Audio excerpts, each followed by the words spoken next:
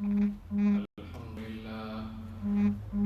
الحمد لله نحمده ونستعينه ونستغفره ونؤمن به ونتوكل عليه ونعوذ بالله من شرور أنفسنا ومن سيئات أعمالنا من يهده الله فلا مضل له ومن يضلله فلا هادي له ونشهد أن لا إله إلا الله وحده لا شريك له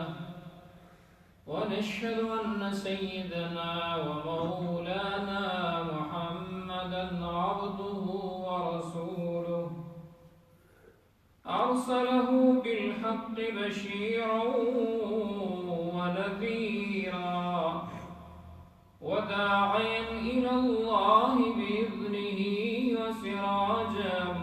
منيرا صلى الله تعالى عليه وعلى آله وأصحابه وبارك وسلم تسليما كثيرا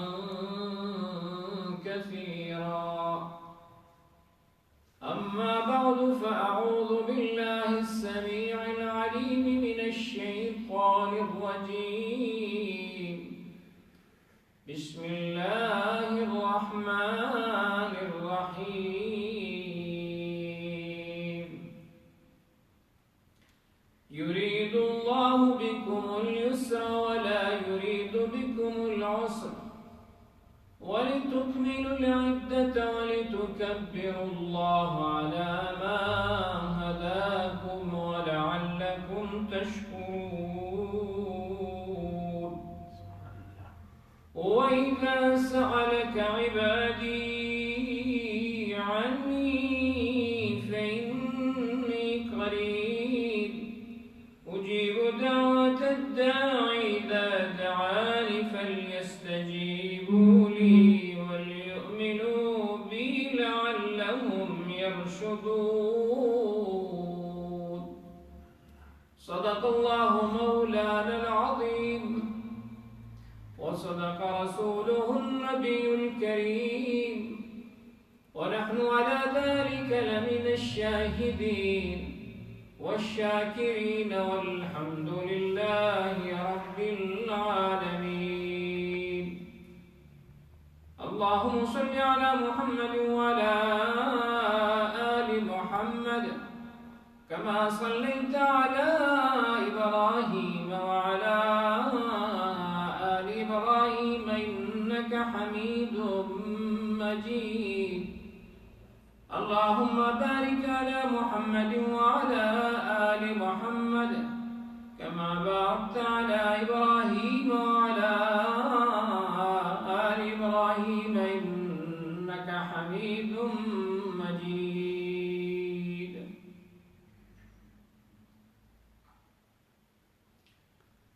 میرے انتہائی قدردان عزیزوں دوستوں اور میرے بھائیوں، میری آواز سننے والوں اور سننے والی ماں اور بہنوں، آج رمضان المبارک کا 30واں روزہ ہے، اور یوں چند تھوڑی دیر بعد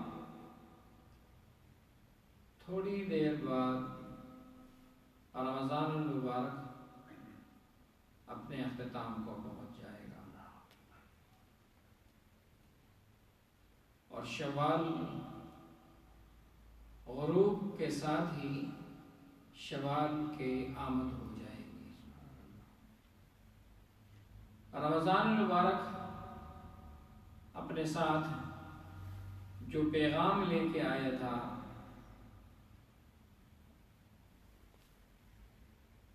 جو اپنے ساتھ برکات لے کر آیا تھا،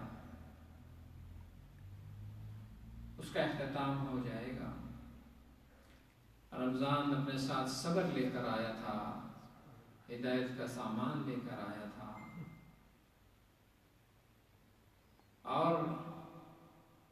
اس رمضان المبارک میں لوگوں پر اللہ تبارک و تعالیٰ کی رحمتیں بھی برستی رہیں، مغفرتیں بھی ہوتی رہیں، جہنم سے خلاصی بھی ہوتی رہی، یہاں تک کہ اب رات آخری آ گئی ہے۔ غروب ہوتے ہی روزہ افطار ہوگا، اور جو حضرات مساجد میں یا اپنے گھروں میں بالخصوص خواتین اعتکاف سے بیٹھی ہوئی ہیں، ان کا اعتکاف بھی مکمل ہو جائے گا۔ روزے داروں کے روزے مکمل ہو جائیں گے، جنہوں نے تراویح پڑھی ان کی تراویح مکمل ہو گئی، جنہوں نے اعتکاف کیا ان کے اعتکاف مکمل ہو گئے۔ یوں یہ مہینہ جاتے جاتے ایک بار پھر انعام کے لیے ایک رات چھوڑ کر جا رہا ہے، اور وہ آج کی رات ہے۔ اس رات کو جاگنے والے اگر اللہ کے حضور میں جاگیں اور اللہ کو یاد کریں، جس دن سارے دل مردہ ہوں گے، یہ دل زندہ ہوگا، ایمان اس میں جلتا رہے گا، تابندہ رہے گا۔ یہی وہ رات ہے کہ اس رات کو آسمانوں پر لیلۃ الجائزہ کہا جاتا ہے، یعنی وہ لوگ کہ جنہوں نے اس مہینے میں محنتیں کی ہیں، ان میں ان کو اس کا اجر اور ثواب دیا جاتا ہے۔ کتنے ہی خوش نصیب ہوں گے وہ لوگ کہ جو اس رات میں ایک بار پھر اللہ کے حضور میں بیٹھ کر اللہ کو یاد کریں، اور یوں ان لوگوں کو اس کا پورا اجر دے دیا جائے جو رمضان المبارک میں انہوں نے کیا تھا۔ اجر کے ساتھ ساتھ اللہ تبارک و تعالیٰ ان کی مغفرت فرما دے، اور پھر مغفرت کے ساتھ ساتھ ان کے سارے گناہ معاف ہو جائیں اور اللہ کی رضا انہیں مل جائے۔ اسی کے ساتھ ساتھ رمضان المبارک کے اختتام پر ہر مرد اور عورت کو یہ بات بھی ذہن میں رکھ لینی چاہیے کہ رمضان المبارک کے اختتام پر میں نے کتنے روزے رکھے ہیں اور مجھ سے کتنے رہ گئے ہیں۔ یاد رکھیے کہ رمضان کے مکمل ہوتے ہی صحت مند حضرات کے لیے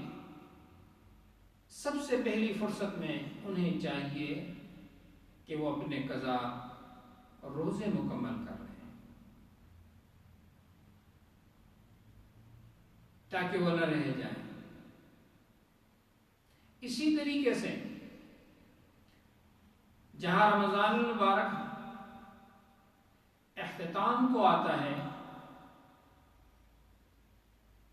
تو نبی کریم علیہ الصلوۃ والسلام نے رمضان المبارک کے اختتام پر ان لوگوں کے لیے کہ جنہوں نے رمضان المبارک کے روزے رکھے اور رمضان المبارک کے روزے رکھنے کے بعد شوال کے 6 روزے رکھ لیں، ان کے لیے نبی کریم علیہ الصلوۃ والسلام نے ارشاد فرمایا کہ وہ ایسے ہیں جیسے انہوں نے سال بھر روزہ رکھا، سال بھر روزہ رکھا۔ حدیث قدسی نبی کریم علیہ الصلوۃ والسلام فرماتے ہیں کہ اللہ تبارک و تعالی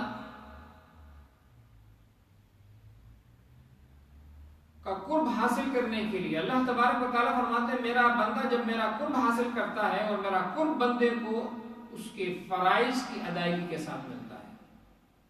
جن چیزوں سے میرے بندوں کو میرا قرب حاصل ہوتا ہے وہ میرے فرائض ہیں۔ وہ فرائض ہیں کہ فرائض کے ذریعے سے میرا بندہ میرا قرب حاصل کرتا ہے اور وہ مجھے محبوب ہے. یعنی فرائض، روزے، نماز، زکوٰۃ، حج، یہ وہ محبوب چیزیں ہیں اللہ تبارک و تعالیٰ کو کہ جس کے ذریعے سے بندہ اپنے رب کا قرب حاصل کرتا ہے اور اس کے ذریعے سے بندہ قریب ہوتا ہے. پھر اسی طریقے سے فرائض کے بعد نوافل ہیں. جب وہ نوافل اور مستحبات کو پورا کرتا ہے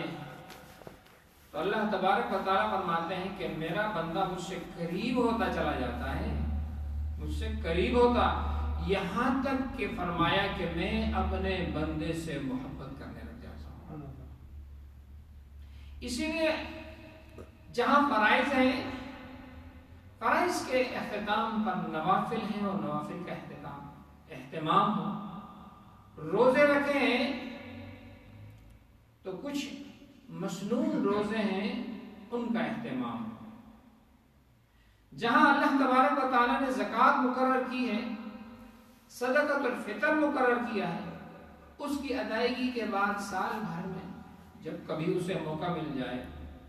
تو اللہ کے راہ کے اندر نفلی صدقات کو ادا کرے. اسی طریقے سے دیگر فرائض ہیں کہ فرائض کو مکمل کرنے کے بعد وہ نفلی عبادات بھی کرے تو یہ عمل اللہ کے قریب لانے کا ذریعہ بن جاتا ہے، جس کے بعد اللہ تبارک و تعالیٰ بندے سے محبت کرنے لگ جاتے ہیں. اسی کو مد نظر رکھتے ہوئے فرائض کے بعد ہمارے یہاں نوافل کا اہتمام ہونا چاہیے. جو نفلیں ہیں، جو سنتیں ہیں، ان کو پڑھ لینا چاہیے. روزے رمضان کے رکھ لیے، مکمل روزے ہو گئے ہیں،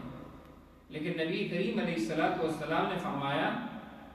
کہ من صام رمضان، جس کسی نے رمضان مبارک کے روزے رکھیں پھر اس کے بعد ثم اتبعہ ستۃ من شوال، 6 روزے شوال کے رکھے تو وہ ایسا ہے کہ جس نے اس کے سال بھر کے روزے رکھے. یہ شخص ایسا ہے اس نے سال بھر روزے رکھے. اور چونکہ سال کے روزے تقریباً 360 روزے بنتے ہیں اور رمضان المبارک کے روزے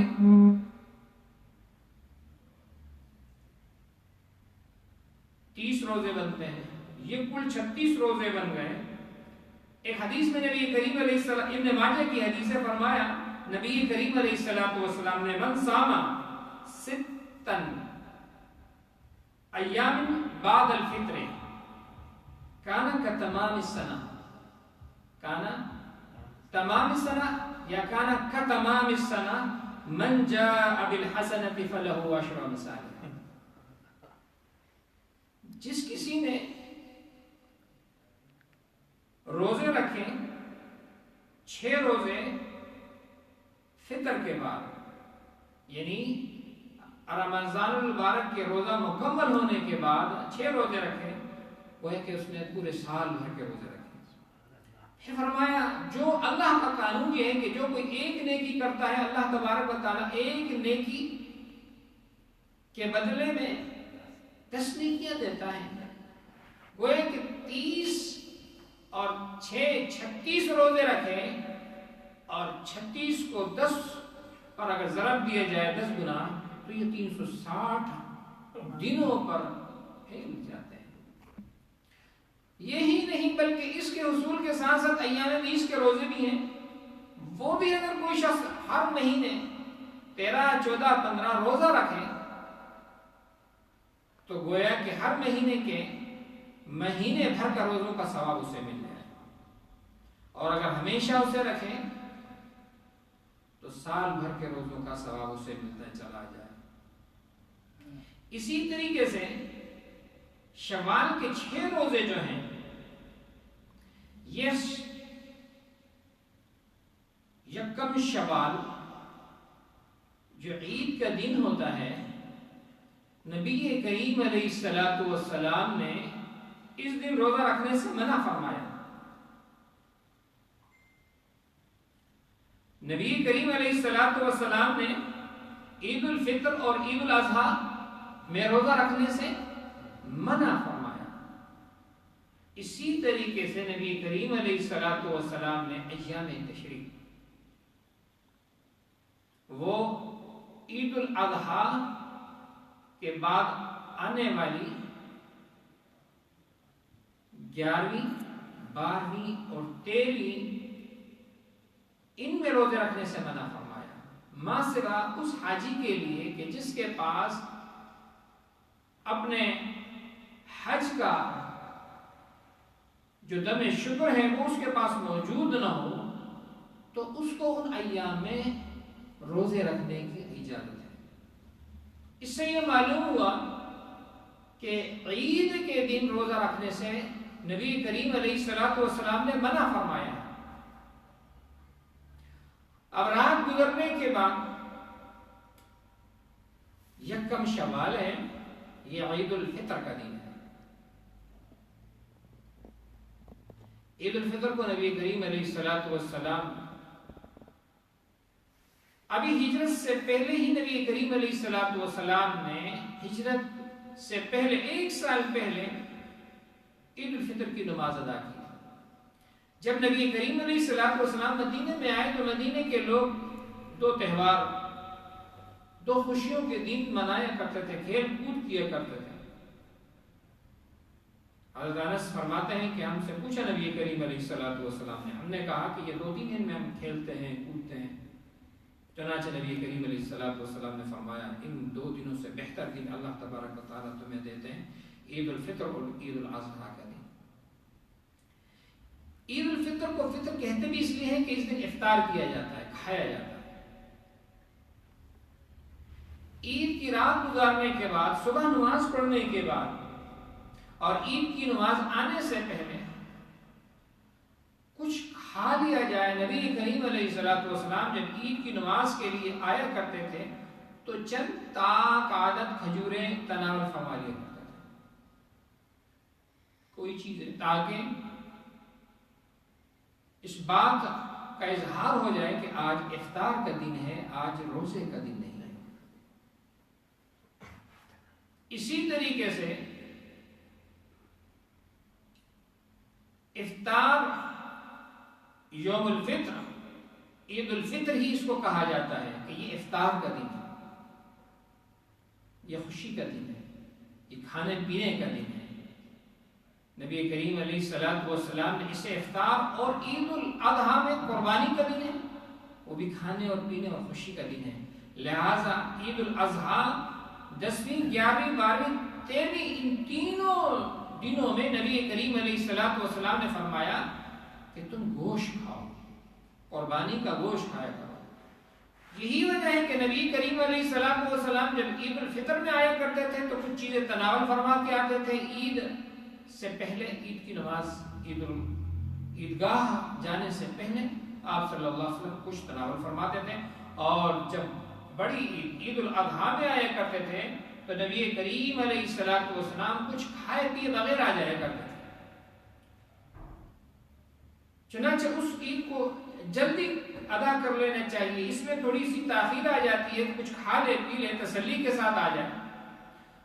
ویسے بھی سورج نکلنے کے بعد جب سورج نکل جائے اور 1 یا سوا نیزہ تقریباً اوپر آ جائے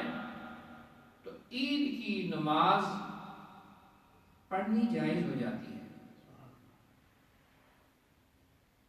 لیکن عید الفطر میں بہتر ہے کہ تھوڑی سا تاخیر کے ساتھ ہو. عید الاضحیٰ میں بہتر یہ ہے کہ جلدی ہو تاکہ عید الاضحیٰ کے بعد قربانی کی جائے. تو عید الفطر کے بعد یعنی عید کے بعد، عید الفطر کے بعد جو دوسرا دن ہوگا، دوسرے دن سے 6 روزے رکھے جا سکتے ہیں. اور اگر کوئی شخص ان 6 روزوں کو ایک ساتھ رکھے تو بہت اچھی بات ہے، لیکن اگر کوئی ایک ساتھ نہیں رکھ سکتا تو وہ مہینے بھر میں جدا جدا بھی ان روزوں کو رکھ سکتا ہے. اس کا اجر اور ثواب بھی اس مہینے کے رکھے ہوئے روزوں میں ان 6 روزوں پر محمول ہوگا اور اسے پورا کا پورا ثواب ملے گا۔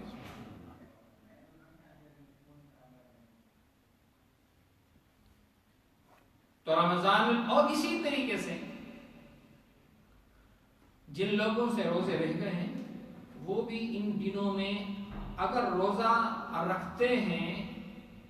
اپنا قضا، ان کا قضا روزہ بھی ہو جائے گا اور شوال کے روزوں کا اجر و ثواب بھی مل جائے گا۔ اسی طریقے سے مہینے بھر کے اور بھی روزے آتے ہیں، لیکن رمضان المبارک کے فوراً بعد کی 6 روزے ہیں، ان کو رکھ لینا چاہیے تاکہ انہیں پورا کا پورا اجر و ثواب مل جائے۔ دوسری بات یہ کہ کل عید ہوگی اور ہمیں کل عید کس طرح گزارنی چاہیے۔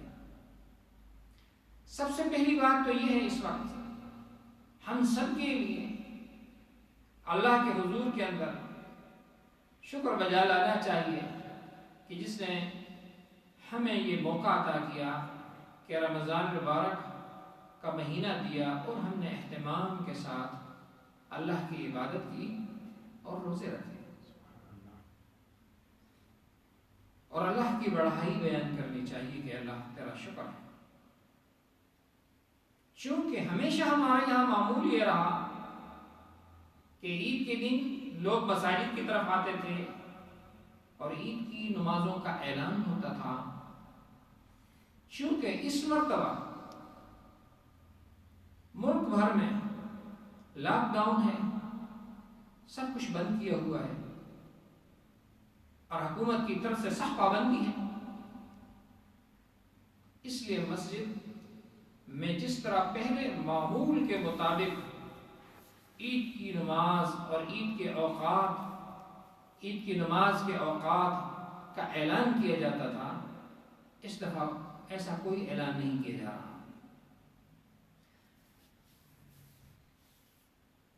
مسجد کے اندر، مساجد میں ممکن ہے کچھ مساجدیں جزوی طور پر کھلی ہوئی ہوتی ہیں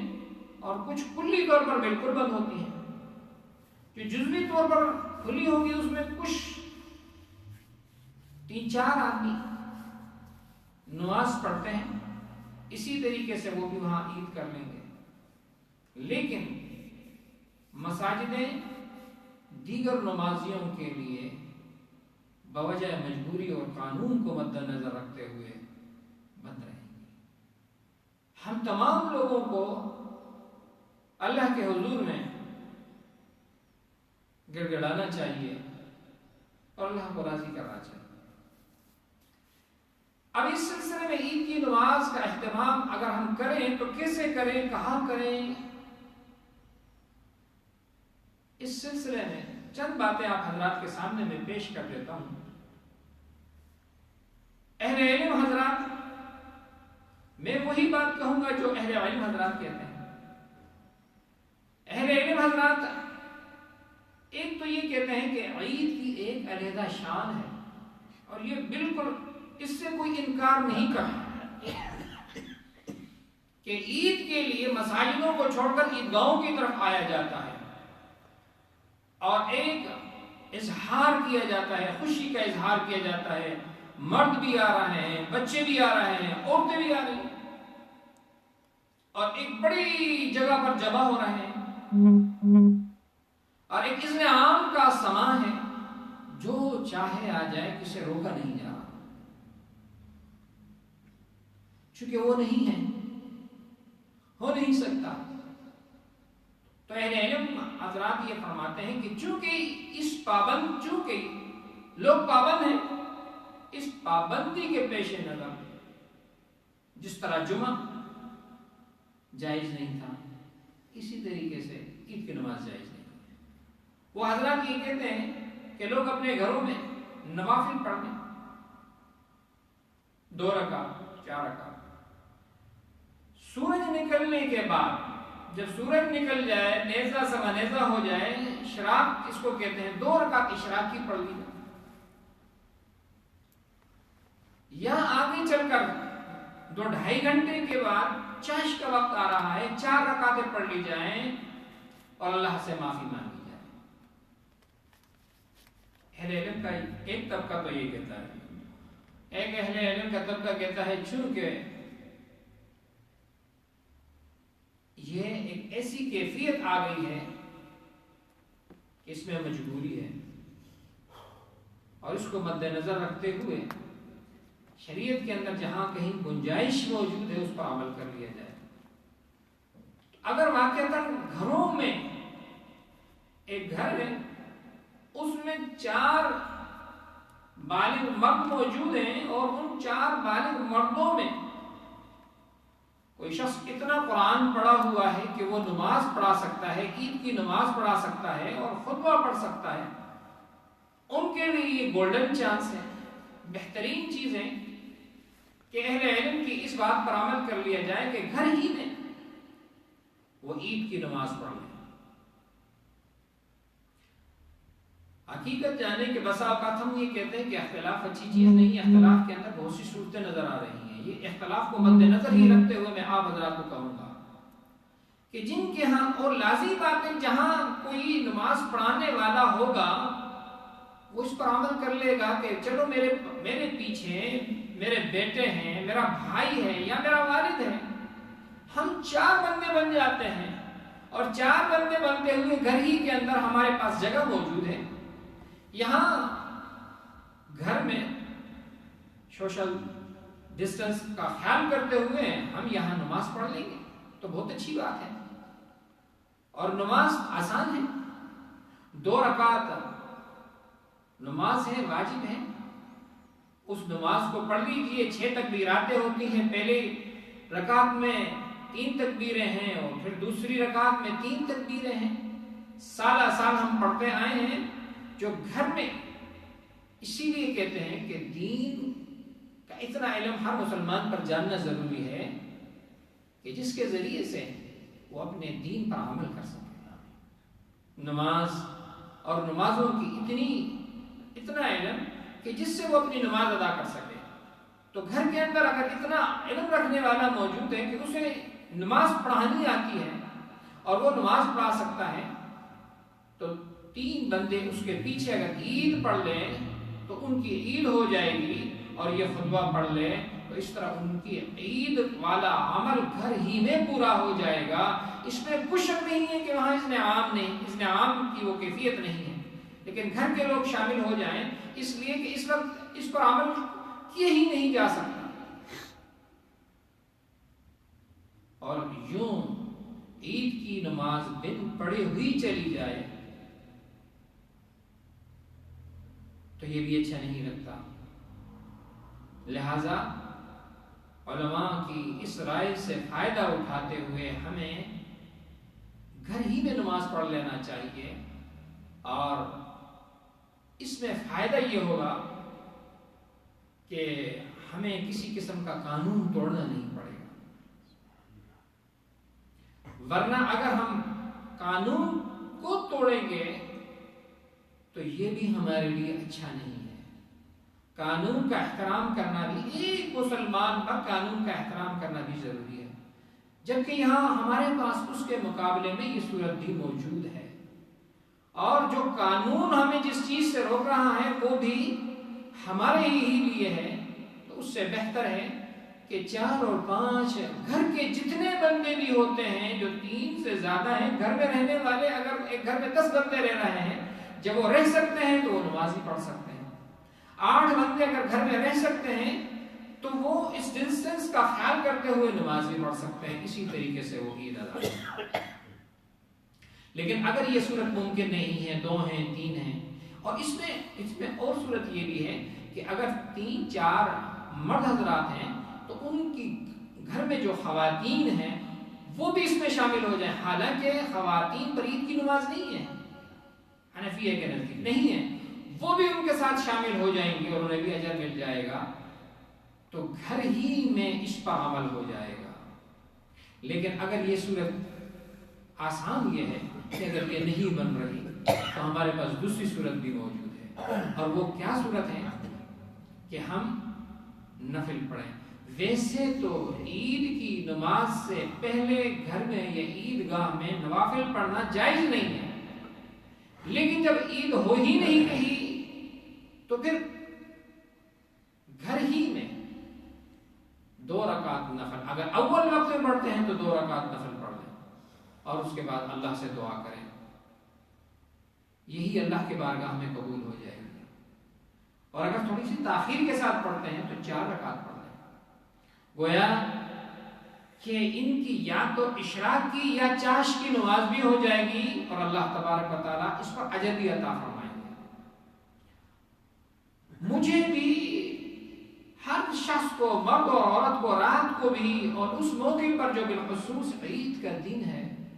اور یہ وہ دن ہے کہ اللہ تبارک و تعالیٰ اپنے بندوں پر انعام فرمائیں گے، یہ وہ دن ہے کہ جو اللہ کی بڑائی کے بیان کرنے کا دن ہے، یہ اللہ اکبر اللہ اکبر لا الہ الا اللہ اللہ اکبر اللہ اکبر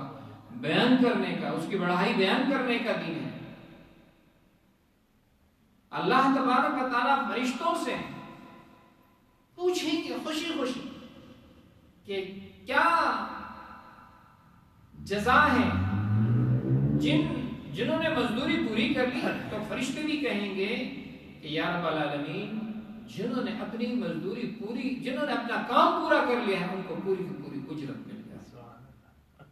حالانکہ اللہ رب العالمین کو کیا ضرورت ہے، لیکن پھر فرشتوں کو گواہ بناتے ہوئے کہتے ہیں کہ دیکھو میرے بندے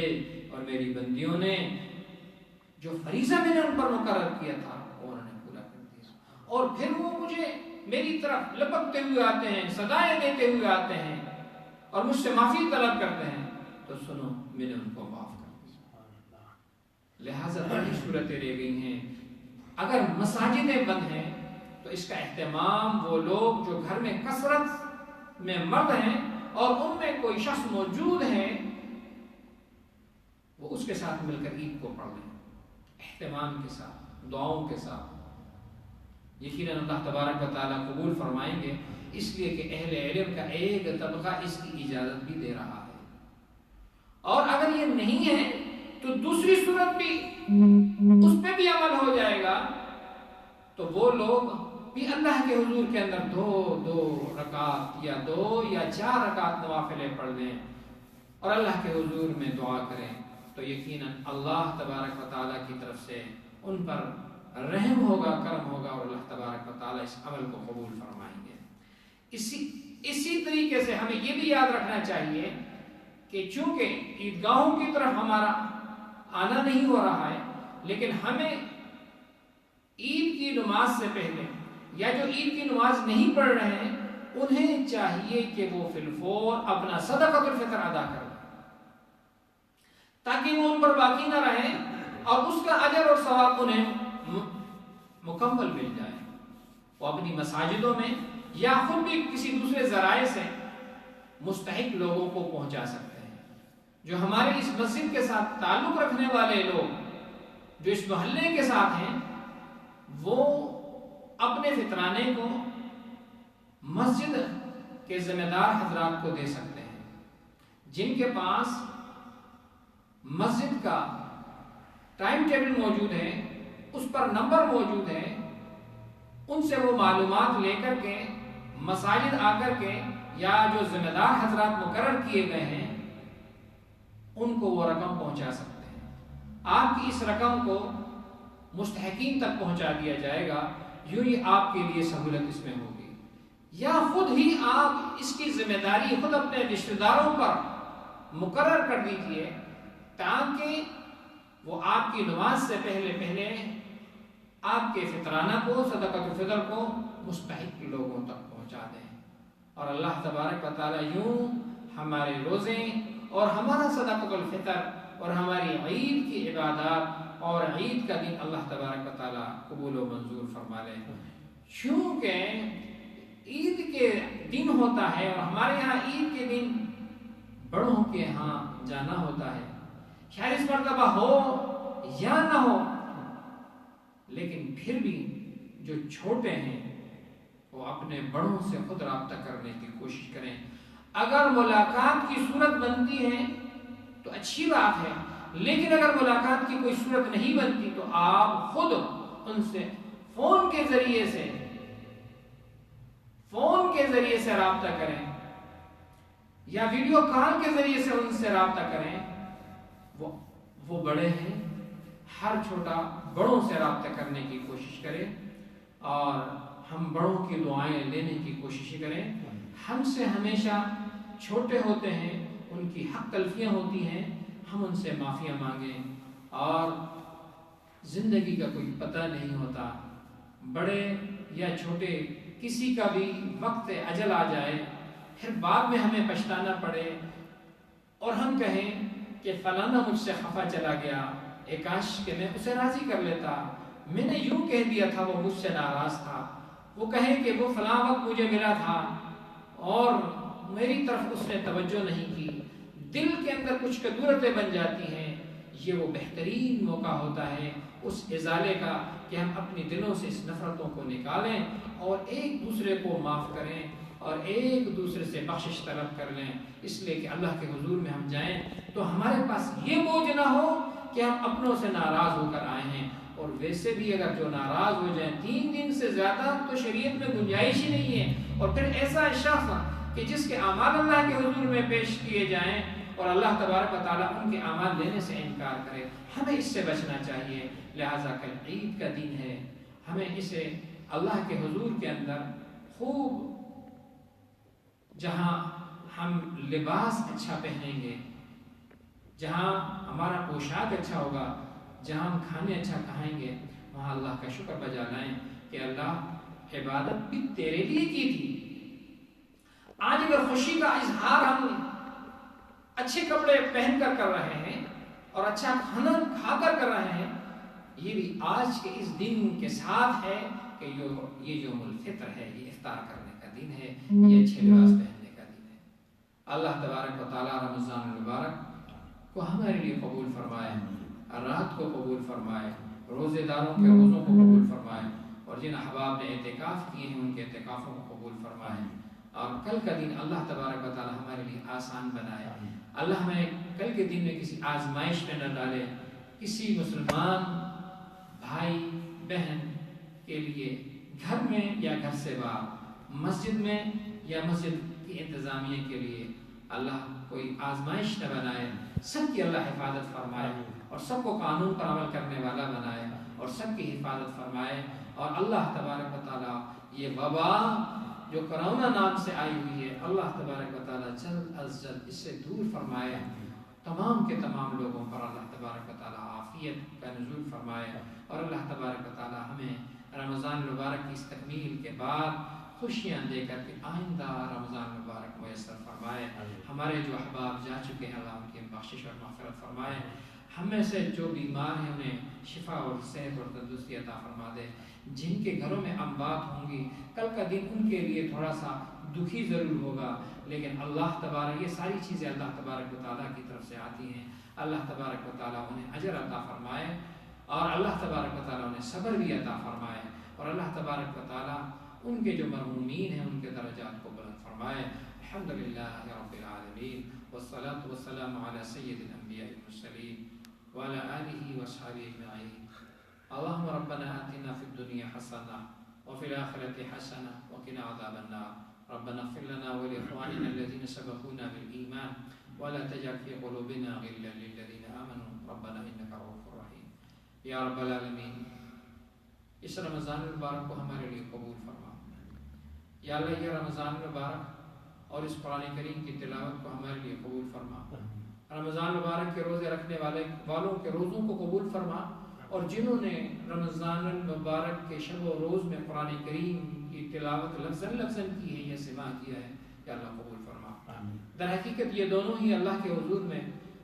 شفاعت کا حقدار بننے والے ہیں، انہیں شفاعت ملے گی. رمضان المبارک کے روزے اور قرآن کریم شفاعت فرمائیں گے. یا اللہ، یہ ایسی شفاعتیں ہیں کہ ان کی جو شفاعتیں ہوں گی وہ ہمارے حق میں قبول فرما، ہمارے حق میں قبول فرما. یہ روزے جو ہم نے رکھے ہیں یا اللہ قبول فرما. قرآن کریم کی تلاوت کو یا اللہ ہمارے لیے قبول فرما. قرآن کریم کے بارے میں اللہ تبارک نبی کریم علیہ السلام فرماتے ہیں القرآن حجت لک اولی، یا اللہ یہ ہمارے خلاف کبھی حجت نہ بن جائے بلکہ یہ ہمارے حق میں دلیل بن جائے، ہماری کامیابی کے لیے دلیل بن جائے، ہماری شفاعت کے لیے دلیل بن جائے۔ یا اللہ ہمارے لیے اس رمضان المبارک کو خیر اور برکت کا ذریعہ بنا، خیر اور برکت کا ذریعہ بنا۔ اس رمضان المبارک کو یا اللہ اس وبا کو ٹالنے کا ذریعہ بنا دے۔ کل کا دن جو خوشی کا دن آ رہا ہے، اس کے بعد سے یا اللہ اس پورے کے پورے دنیا کے اندر سے اس وبا کو یا اللہ کسی طریقے سے ختم فرما دے۔ اس کے لیے کچھ علاج اور معالجہ یا اللہ اس کی کوئی صورتیں بنا دے، لوگوں کو امان نصیب فرما دے، لوگوں کی مشکلاتیں ہیں یا اللہ مشکلات کو دور فرما دے۔ یا اللہ پاکستان میں لاہور سے چلنے والے مسافر جو اپنے اہل خانہ کے ساتھ عید منانے کے لیے جا رہے تھے، اور رمضان المبارک کا مہینہ، جمعہ کا دن، روزہ، اور پھر اسی اثناء کے اندر جہاز کا گر جانا اور جہاز میں آگ سے جل جانا اور ان کا اس دنیا سے چلے جانا، ان کا مر جانا، ان کی شہادت در حقیقت یا اللہ ایک بہت بڑا سانحہ ہے۔ یا اللہ ان سب کو صبر جمیل عطا فرما، ان سب کو صبر جمیل عطا فرما۔ یا رب العالمین، یا رب العالمین ہمارے ہاں پاکستان کو یا اللہ خوب استحکام عطا فرما۔ یا اللہ ان کی جو مشکلات ہیں حکومت کی اور عوام الناس کی، یا اللہ ان مشکلات کو یا اللہ دور فرما، اس پر کو خوب ترقی نصیب فرما۔ یا اللہ اس کو خوب ترقی نصیب فرما۔ یا اللہ ان کی عوام جن جن امور میں پریشان ہے، یا اللہ ان سے وہ پریشانی دور فرما۔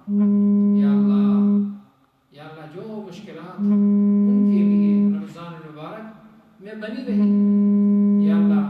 ان کا کسب معاش رکا رہا، ان کی روزی ان پر تنگ رہی، یا اللہ تو ان کے لیے غیب سے انتظام، یا اللہ ان کا غیب سے انتظام فرما۔ یا اللہ ان کی روزی کا غیب سے ان کے لیے انتظام فرما۔ یا رب العالمین ہمارے اعزاء اور رشتہ دار جو ہم سے دور پاکستان میں رہنے والے ہیں، آج ہم ان کی صحت کے بارے میں نہیں جانتے کہ ان کی صحت کیسی ہے، ان پر آج رات کیسی آئی ہے، کل ان کی عید کیسی ہوگی۔ یا اللہ ان پر خیر والا معاملہ فرما، یا اللہ ان پر خیر والا معاملہ فرما۔ یا اللہ بیمار ہیں انہیں شفا عطا فرما۔ کل عید میں یقیناً ہم ان سے دور ہیں، وہ ہم سے دور ہیں، وہ ہماری کمی کو محسوس کرتے ہوں گے۔ یا اللہ تو ان پر خیر والا معاملہ فرما، یا اللہ ان پر شفقت والا معاملہ فرما، یا اللہ رحم والا معاملہ فرما۔ یا اللہ انہیں ہر قسم کی مشکلات اور آزمائش اور ابتلا سے انہیں محفوظ فرما، یا اللہ انہیں محفوظ فرما۔ یا رب العالمین ہمارے اعزاء اور رشتہ دار جو قبروں میں ہیں ہماری دعاؤں کے منتظر ہیں، ہم ان کے لیے اے اللہ رمضان مبارک کی اس آج کے اس افطار سے پہلے کی جو بابرکت گھڑی ہے دعا کرتے ہیں، یا اللہ ان کی بخشش فرما، یا اللہ معاف فرما، یا اللہ معاف فرما۔ ہمارے والدین ہیں یا اللہ تیرا خود ارشاد ہے، رب ارحمہما کما ربیانی صغیرا۔ یا اللہ کیا تھا جو انہوں نے ہمارے لیے نہیں کیا، کیا تھا جو ہمارے لیے انہوں نے نہیں کیا۔ ہر وہ چیز جو ہمارے لیے اچھی تھی وہ کرتے چلے گئے، اور ہمیں بنا کر ہمارے لیے بنا کر ہماری زندگیوں کے لیے، ہمارے مستقبل کے لیے انہوں نے شب و روز ایک کیے۔ آج یا اللہ وہ تیرے پاس ہیں، خبروں میں ہیں، یا اللہ آج ہمارے پاس ان کو بھیجنے کے لیے دعائیں ہیں۔ یا اللہ تو ان کی مغفرت فرما دے۔ یا اللہ ہم نے جو کچھ بھی کیا ہے، جو کچھ ہم سے ہو سکا ہے صدقہ و خیرات، ان کے لیے ایصال ثواب کے طور پر یا اللہ اسے قبول فرما دے، یا رب العالمین ہم میں سے جو پریشان ہیں ان کی پریشانی کو دور فرما، جو بیمار ہیں انہیں شفا عطا فرما، جن کے گھروں میں بیمار ہیں یا اللہ ان کو شفا عطا فرما دے، جو پریشان ہیں اپنے بیماروں کی وجہ سے یا اللہ ان کو صحت عطا فرما دے، اور جو ان کی تیمارداری کرنے والے رشتہ دار ہیں یا اللہ ان کی بھی حفاظت فرما۔ گھر میں ایک بیمار ہوتا ہے اور اس کی وجہ سے پورا گھر بیمار ہو جاتا ہے، یا اللہ ان سب پر رحم اور کرم فرما، ان پر اچھا معاملہ فرما، جو بیمار ہیں انہیں شفا عطا فرما دے، یا اللہ ہماری ان دعاؤں کو قبول فرما۔ میں خود اپنے ان تمام احباب کے لیے کہ چند ہفتے میں بیمار رہا، جس نے یا اللہ جس انداز کے ساتھ جو کچھ اس سے ہو سکا دعا کی صورت پر، تیمارداری کی صورت پر میرے پاس آئے، میرے لیے دعا دارو اور درمل کرتے رہے، یا اللہ ان سب کو اس کا اجر عطا فرما۔ رمضان المبارک ہے یا اللہ اجر بڑھا ہوا ہے،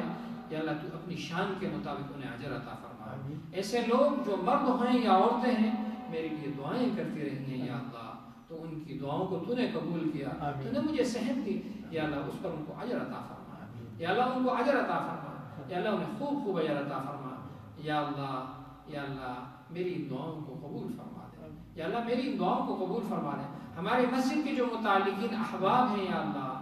ان کا میرے ساتھ بڑا تعلق رہا، یا اللہ انہیں خوب خوب اس کا اجر عطا فرما دے، یا اللہ اجر عطا فرما دے، یا اللہ ہماری اس مسجد کو اور ان تمام مسجد کو یا اللہ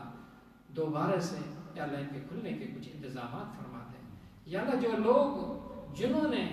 ابھی تک یعنی قانون لاگو کر کے بندش لگائی ہے، یا اللہ ان کے دلوں کے اندر یا اللہ ان کے دلوں میں یہ بات ڈال دیں کہ یہ خوف ختم فرما دے، اور دوبارہ سے ان کو اپنا جو قانون مقرر کیا ہے ان کو ہٹا دیں، اور دوبارہ سے یا اللہ یہ مسجد بحال ہو جائے، یا اللہ یہ ہمارے لیے فرما دے، یا اللہ یہ ہمارے لیے کر دے، یا اللہ ہم دوبارہ سے اس مسجد میں اجتماع اذن عام کی طرف اکٹھے ہو سکیں اور نماز پڑھیں، اور وہ لوگ جو مساجدوں کو نہیں آتے تھے انہیں بھی اندازہ ہو جائے، وہ بھی اپنی اس غفلت پہ اللہ سے معافی مانگ لیں، اور مسجد کھلنے کے بعد انہیں بھی یا اللہ اہتمام کرنے کی توفیق عطا فرما دے، یا رب العالمین جو مانگا ہے وہ بھی عطا فرما دے، یا اللہ ہمیں مانگنا بھی نہیں آتا، تجھ سے کیا کیا مانگنا چاہیے تھا نہیں مانگ سکے ہیں، یا اللہ بن مانگے عطا فرما دے، بن مانگے عطا فرما دے، یا اللہ جہاں جہاں آمین کہنے والے آمین کہہ رہے ہیں، یا اللہ ان کی آمینوں کو قبول فرما دے، جو ہمارے ساتھ جڑے ہوئے ہیں یا اللہ اور ہمارے ساتھ دعاؤں میں مگن ہیں، دعائیں مانگ رہے ہیں، یا اللہ یقیناً کہ ان کے دلوں کے اندر بھی ایک صدائیں ہوں گی، میں بھی اور ہم سب ان کے لیے آمین کہتے ہیں کہ یا اللہ ان کے حق میں دعاؤں کو قبول فرما، ان کے حق میں دعاؤں کو قبول فرما، یا اللہ ہمیں جو دین ملا ہے نبی کریم علیہ السلام کی برکت سے ملا ہے، صحابہ کی محنتوں سے ملا ہے، یا اللہ ہمیں نبی کریم علیہ السلام کی محبت نصیب فرما دے اور صحابہ سے محبت نصیب فرما دے، یا اللہ قرآن ہمیں ملا ہے، اس میں یا اللہ تیرے احکامات ہیں، اس کی بجاوری کی توفیق عطا فرما دے، اس کا تلاوت کا شوق عطا فرما دے، یا رب العالمین اس کی شفاعت قبول فرما دے، یا رب العالمین یا اللہ قبر کی زندگی آسان فرما دے، یا اللہ جب نبی کریم علیہ السلام شفاعت فرمائیں